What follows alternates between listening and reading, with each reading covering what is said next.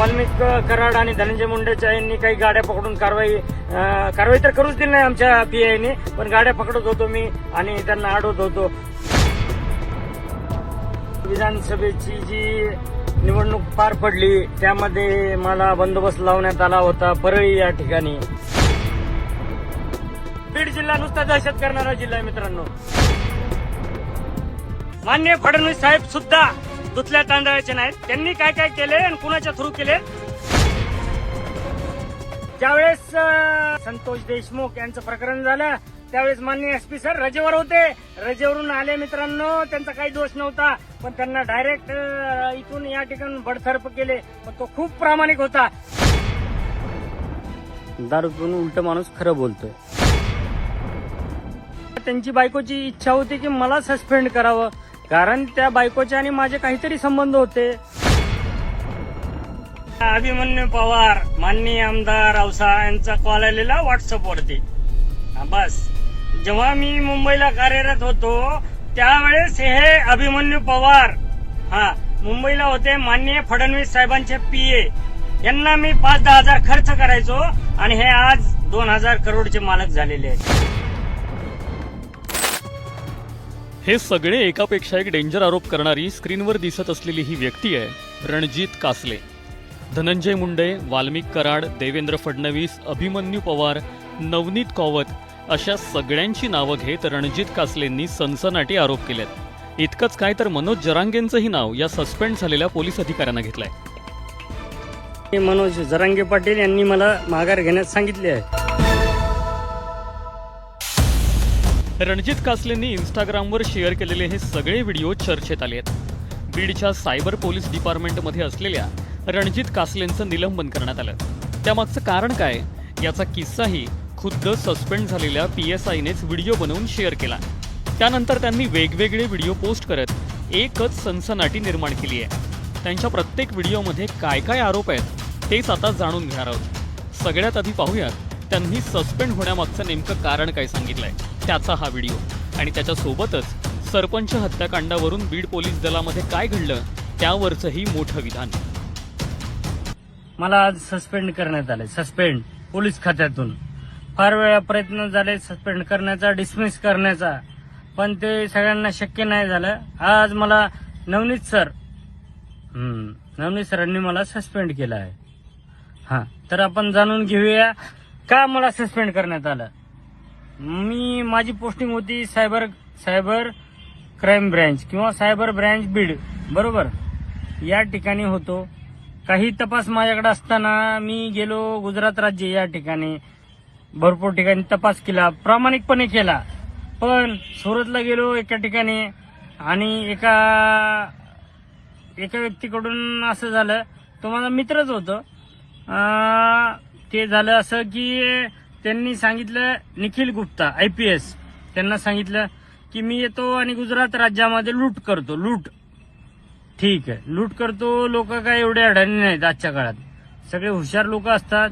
लूट करतो म्हणले गुजरात राज्यामध्ये येऊन, आणि त्यांनी काही पुरावे दाखवले आणि त्यानुसार मला आज काल 24 तासामध्ये माननीय IPS निखिल गुप्ता एलँडो ADG महाराष्ट्र यांनी 24 तासामध्ये माझा पूर्ण इन्क्वायरी केली, चौकशी केली. 24 तासात. इव्हन लेटर यायला 48 तास लागतात, पण त्यांनी 24 तासात ही केलं आणि सर्व गोष्टी झाल्या आणि मला सस्पेंड करण्यात आले. माझी इन्क्वायरी लागली. माननीय IPS निखिल गुप्ता सरांनी इन्क्वायरी दिली. आमचे IPS बीड जिल्ह्याचे माननीय श्री नवनीत सर, पहिल्या नावाने बोलतो मी कारण ते सगळ्यांना पहिल्या नावाने बोलतात, खूप चांगले अधिकारी आहेत. त्यांनी माझी इन्क्वायरी लावली आणि 12 तासामध्ये 24 तासात रिपोर्ट मागवला होता गुप्ता साहेबांनी, यांनी 12 तासातच पाठवला. माननीय नवनीत सरांनी, ऍडिशनल सरांनी माझी इन्क्वायरी केली 1-1.5 तासामध्ये. जी ऑफिसला करणार होते त्यानंतर बोलले की हेडक्वार्टरचं RPIचं ऑफिस असतं तिथे या, तिथे इन्क्वायरी करतो. त्या ठिकाणी माझी डिमांड केली पैशाची. ती डिमांड मी काय पूर्ण करू शकलो नाही. त्यानंतर माननीय SP सरांनी 6 वाजता पुन्हा माझी ऍडिशनल साहेब यांच्या सर इन्क्वायरी केली. त्या ठिकाणीही माननीय नवनीत सर यांच्याकडून ही डिमांड झाली मित्रांनो, कोण दुसऱ्या तांदळासारखा नाही, हेच मी सांगतोय. डिमांड झाली, पूर्ण नाही झाली. माझी आज सस्पेंडची ऑर्डर निघाली मित्रांनो. माननीय नवनीत सरांनी मला सस्पेंड केलेलं आहे. बघूया काय होतंय पुढे.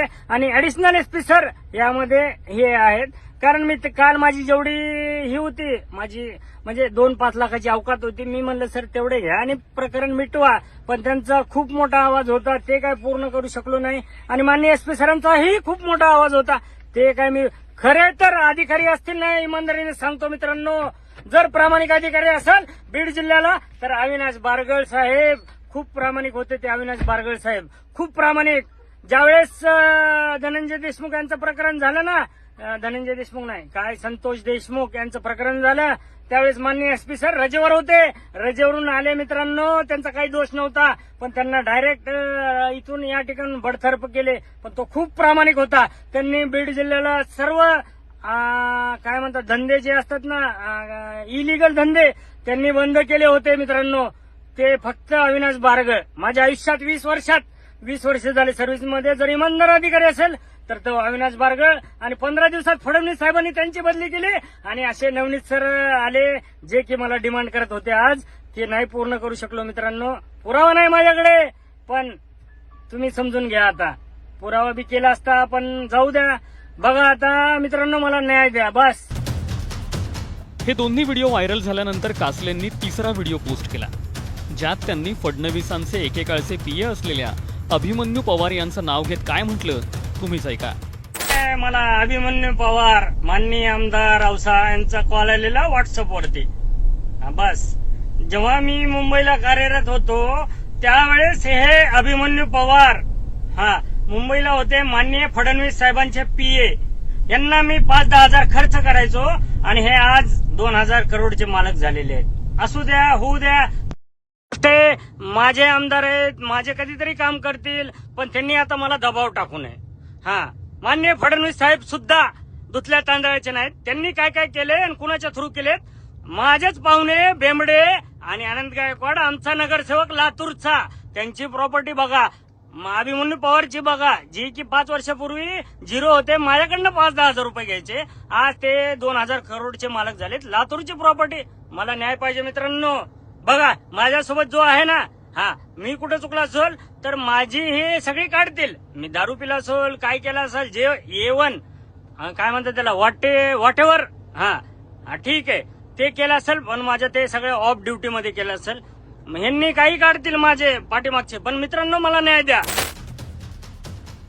यानंतर तर कासलेंनी विधानसभेच्या झालेल्या निवडणुकीत नेमका काय किस्सा परळीमध्ये घडला त्यावरूनही खळबळजनक आरोप केलाय. वाल्मिक कराड, धनंजय मुंडे यांची नावं घेत सस्पेंड झालेल्या कासलेंनी चौथ्या व्हिडिओमध्ये काय सनसनाटी दावा केला तेही ऐका. बीड आता विधानसभेची जी निवडणूक पार पडली त्यामध्ये मला बंदोबस्त लावण्यात आला होता. परळी या ठिकाणी मला बंदोबस्त लावण्यात आला होता. आणि त्या दिवशी रात्री होती, ज्या ठिकाणी पेट्या येणार होत्या त्या ठिकाणी मग मला अचानक बदललं मित्रांनो रात्रीतून. कारण त्यांना समजलं की हे जे आहेत कासले साहेब ते ट्रॅफिकला होते आणि हे वाल्मिक कराड आणि धनंजय मुंडेच्या यांनी काही गाड्या पकडून कारवाई तर करूच दिली नाही आमच्या पीआयने, पण गाड्या पकडत होतो मी आणि त्यांना अडवत होतो. तर त्यांच्या लक्षात आलं की हाच तो कासले, याला या ठिकाणी ठेवलं नाही पाहिजे. ज्या ठिकाणी पेट्या येणार होते त्या ठिकाणाहून मला मित्रांनो बदललं आणि मला सांगितलं की तुम्हाला ड्युटी नाहीये. मी म्हणलं का सर, बंदोबस्त तर फार कमी आहे, लोक तर आपण गुजरात इकडून तिकडून बोलवलेत. ते म्हणले नाही तुम्ही रिझर्व्हर असाल, तुम्हाला ड्युटी लावण्यात आली नाही. मी सगळ्यांना विचारपूस केली का नाही मला ड्युटी लावली. मला वेगळं वाटायला लागलं सगळ्यांमध्ये, सगळेजण ड्युटी करायला लागले, मला वेगळं. मग दुपारचे 12 वाजले मित्रांनो. आणि मग 12 वाजताना एक माझे मित्र आले आणि त्यांनी मला गाडीत म्हणले चला आपण जाऊ जेवायला वगैरे. त्याच्या आधी एक गोष्ट घडली मित्रांनो. त्याच दिवशी माझ्या अकाउंटवरती 10 लाख रुपये आले. संत बाळूमामा कन्स्ट्रक्शन या अकाउंटहून माझं जे अकाउंट आहे पगाराचं account, Ranjit Gangadhar Kasle Axis bank, मी नंबर बी देतो, त्या अकाउंटवर त्याच दिवशी 10 लाख रुपये आले. का आले 10 लाख रुपये याचा शोध लावायचा माननीय मुख्यमंत्री देवेंद्र फडणवीस यांनी. का आले 10 लाख रुपये माझे त्याच दिवशी, आणि मला एवढा बंदोबस्त कमी असताना का ड्युटी नाही लावली, आणि त्या दिवशीचं मला लोकेशन यांनी माझं लोकेशन काढायचं, मला करमाळापर्यंत यांनी घेऊन गेले, मला बार्शीपर्यंत. त्या ठिकाणी मी या 4 लोकांच्या पाया पडलो की मला सोडून द्या. त्यावेळेस मग माझ्या जवळच्या एका मित्राला फोन केला आणि मी त्या ठिकाणी म्हणलं अरे बाबा मला वाचव, आणि मग तो त्याच्या घरी घेऊन गेला. आणि ह्याचा पण शोध लागला पाहिजे मित्रांनो. ही बीड जिल्हा नुसता दहशत करणारा जिल्हा आहे मित्रांनो. आत्तापर्यंतचे कासलेंचे सगळे व्हिडिओ पाहिल्यानंतर त्यांनी नशेत हे सगळे व्हिडिओ बनवले असल्याची शंका कुणालाही येईल, पण त्याबाबत खुद्द त्यांनीच खुलासा केलाय. दारू पिऊन माणूस खोटं नाही बोलत, खरंच बोलतो असा दावाही त्यांनी अजून एक व्हिडिओ टाकत केलाय. कुणाच्या बायकोवरून त्यांनी अजून एक सूचक विधान केलंय, तेही ऐका. आता मला फार काही कमेंट्स आल्या की आपण दारू पिऊन व्हिडिओ बनवलात, पण दारू पिऊन मी काही खोटं थोडी बोललोय. दारू पिऊन उलट माणूस खरं बोलतोय, बरोबर. मला डायरेक्ट सस्पेंड केलं, का केलं, काय कोणी इन्क्वायरी केली ते बघा. कोणाचे कॉल झाले, निखिल गुप्ता माननीय IPS, त्यांना मुकेश नाहटा त्यांचा पार्टनर, सुरतचा बिल्डर, या ठिकाणी त्यांनी फोन केला. त्यांची बायकोची इच्छा होती की मला सस्पेंड करावं, कारण त्या बायकोचे आणि माझे काहीतरी संबंध होते. तरी मला जनतेने न्याय द्यावा. मी जनतेसाठी सगळे व्हिडिओ पोस्ट करेल, एक सगळे करेल. मी बीड जिल्ह्यामध्ये कार्यरत आहे, फार माझ्याकडे पुरावे आहेत आणि सगळे कराल. फक्त मला यांनी माझ्या घरच्यांना त्रास देऊ नये. बीड पोलीस गेल्या 4 महिन्यांपासून चर्चेत आहेत. आधी बीडच्या एसपींवरून गदारोळ झाला, आता निलंबित झालेल्या कासलेंनीही सनसनाटी निर्माण केली. खोक्याला VIP ट्रीटमेंट दिल्यावरूनही तुफान चर्चा बीडमध्ये रंगली. त्यानंतर आता या सस्पेंड पोलिसानं दारू पिऊन केलेल्या आरोपांनीही खळबळ उडाली आहे. कासलेंनी पोस्ट केलेल्या या सर्व व्हिडिओबद्दल तुम्हाला नेमकं काय वाटतं? ही कारवाई सुडाच्या भावनेने केली गेली आहे का? कासलेंनी केलेल्या आरोपांमध्ये काही तथ्य आहे का? कमेंट करून नक्की सांगा.